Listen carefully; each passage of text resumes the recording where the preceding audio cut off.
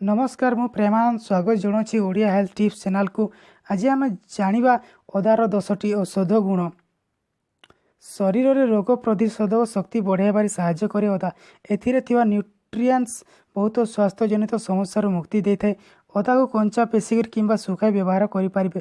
मसला एवं खाद्य व्यवहृत अदा सौंदर्य उपचार पर बेस उपकारी। एबे आसंतु जानिबा अदार व्यवहार।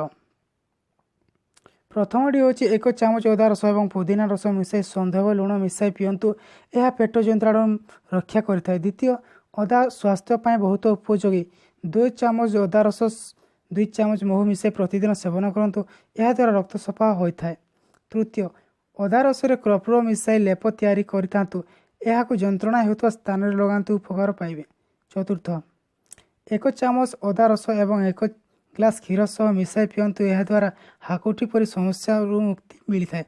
पंचम, 2 चामच अदा रस 1 मिश्रीर खंड मिसाई सकाळे और संध्यारे पिंतु। यह द्वारा मूत्रजनित समस्या मुक्ति मिलता है। षष्ठ, 2 ରୁ 3 चामच अदा रस किछि गुड़ मिसाई सकाळ और संध्यारे पिंतु। यह द्वारा सूजन परी समस्या दूर हेबो। सप्तम, 1 कप अदा रस आधा कप तेल मिसाई फुटांतु। परे यह निज गंठी रे मालिश करंतु। यह गंठी जनित समस्या मुक्ति देता है।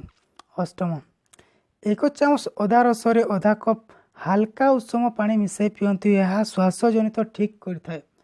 नवम, 1 चामच गोलाप जल 1 चामच लेखाए अदा रस महू फेंटी महू बेकरे लगातु। किछि समय पर ठंडा पानी रे धुअंतु।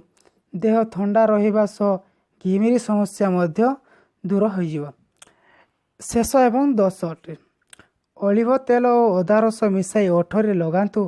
कला ओठ धीरे धीरे सफा पड़ीजिवो।